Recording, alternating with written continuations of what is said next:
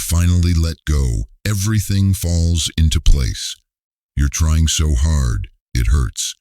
You know that feeling when you're holding on so tightly, trying to make something work, trying to fix things, trying to force life into behaving. Like if you just push a little harder, care a little more, double check one more time, maybe then it'll finally fall into place. But it doesn't. It slips further out of reach. The job offer ghosted you. The relationship felt like swimming against a tide. Your plans unraveled and your energy drained. You're not lazy, not clueless. You've done everything right. So why do things still feel off? Here's the thing. Life rarely clicks when you're clutching it by the throat. But the moment you loosen that grip, when you finally, deeply let go, that's when everything starts to realign. Crazy, right? But maybe not so crazy. Let's talk about it. Letting go. What it really means. Letting go isn't about giving up. It's not laziness, carelessness, or passive indifference. It's deeper, more powerful. Letting go is trusting the current instead of fighting it. It's showing up with effort but without obsession. It's doing your part and then not overthinking every possible outcome like a spreadsheet of existential panic. It's not apathy, it's wisdom. It's not that you stop caring, you just stop clinging. The illusion of control. We humans love control. It makes us feel safe. We plan, schedule, manage risk, back up our backups. It's part of what keeps society ticking. But here's where it gets messy, when we confuse control with certainty. Because life doesn't deal in guarantees. The weather changes, people change, circumstances flip overnight, and trying to manage life into submission is like trying to stop the tide with a broom. You can prepare, but you can't control the outcome. And the moment you accept that, that's the real freedom. When letting go feels impossible.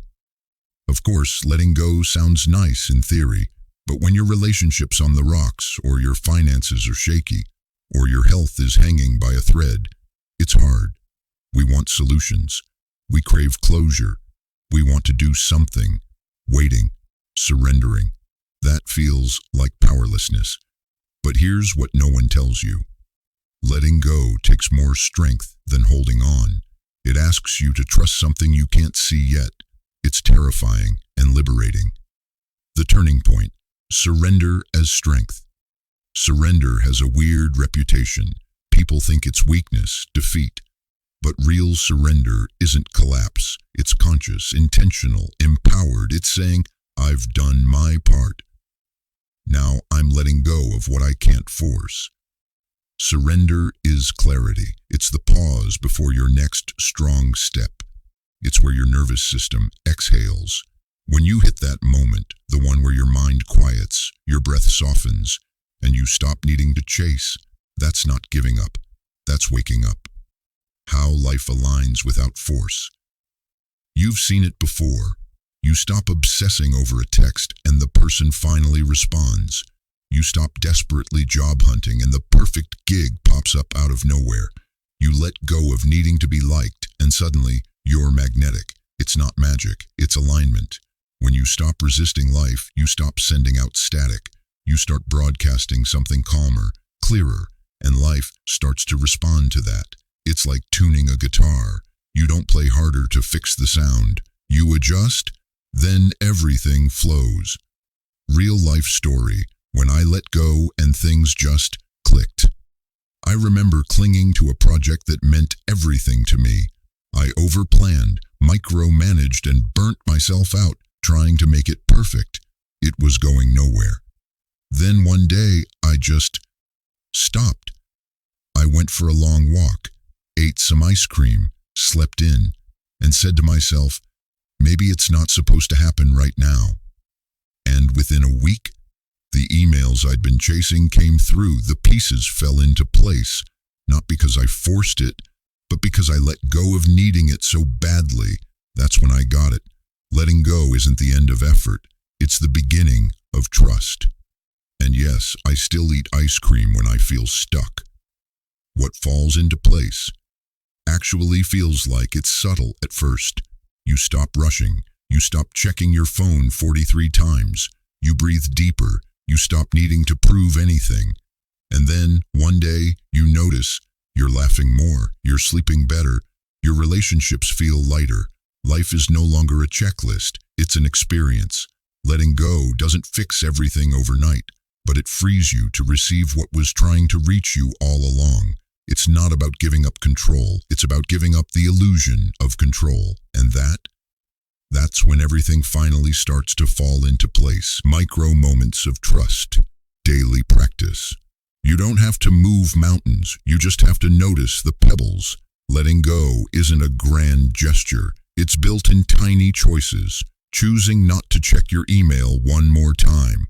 Letting someone else go first in traffic without the inner commentary. Not reacting to that comment you could have snapped back at. These are micro moments of trust, mini surrenders.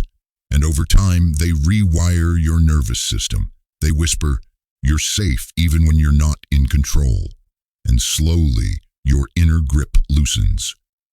Why we mistake struggle for worthiness.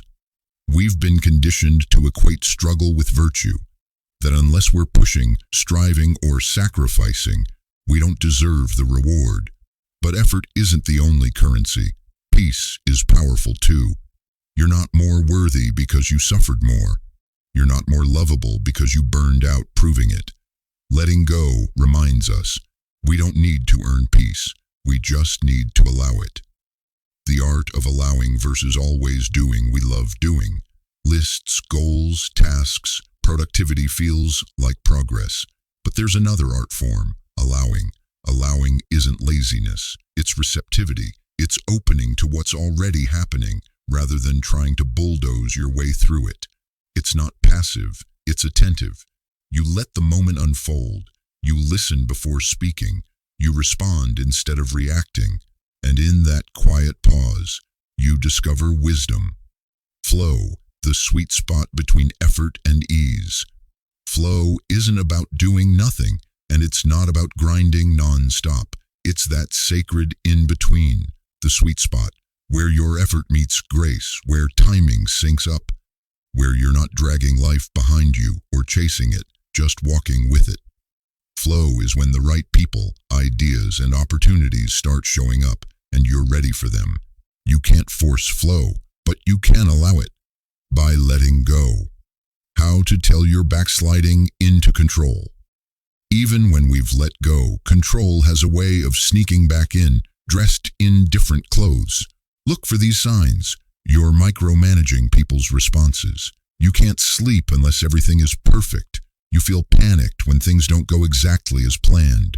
You're over-explaining, overthinking, or overdoing. That's the cue to pause. Breathe. Step back. It's okay. You haven't failed. You're just human. And this is your reminder. Trust again.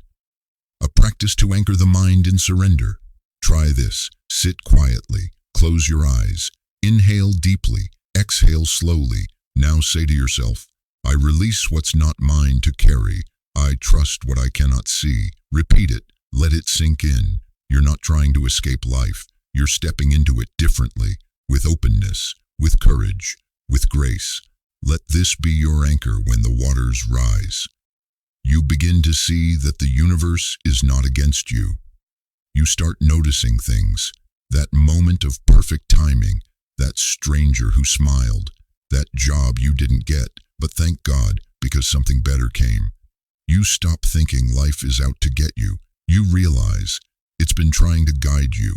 Letting go lets you see the signs you missed while you were too busy controlling everything. You start collaborating with life instead of battling it. Synchronicity. When life whispers, yes. Ever had one of those moments? You think of someone and they text you. You randomly pick a book and it has exactly the message you needed. You let go of a goal and something better replaces it. That's synchronicity. It's not coincidence, it's alignment. The more you trust, the more it happens. It's like life starts saying, finally, you're listening. Letting go and receiving joy without guilt. Some of us feel guilty when things go well. Who are we to be happy when others are struggling? But joy doesn't steal from anyone. It expands what's possible. It heals. It spreads. Letting go helps you receive joy without guilt, because you realize it's not selfish to feel good. It's necessary. Joy nourishes your spirit, and from that place, you can give so much more. An unexpected peace that replaces the old urgency. Remember when everything felt urgent? Emails, deadlines, texts, responses, decisions, outcomes. Letting go doesn't remove responsibility, but it dissolves the panic. You move slower, but smarter. You respond, not react. You still care, but without the chaos. And in that shift, peace enters, not forced peace, but earned peace. Peace that says, I'm okay, even if I don't have it all figured out. Letting go as a lifelong dance, not a one-time move. This isn't a checkbox, it's a rhythm. You'll forget, you'll cling again. You'll catch yourself halfway into overthinking and laugh. But that's the dance. Letting go isn't a one-time event. It's a way of moving through life, loosely, lightly, lovingly.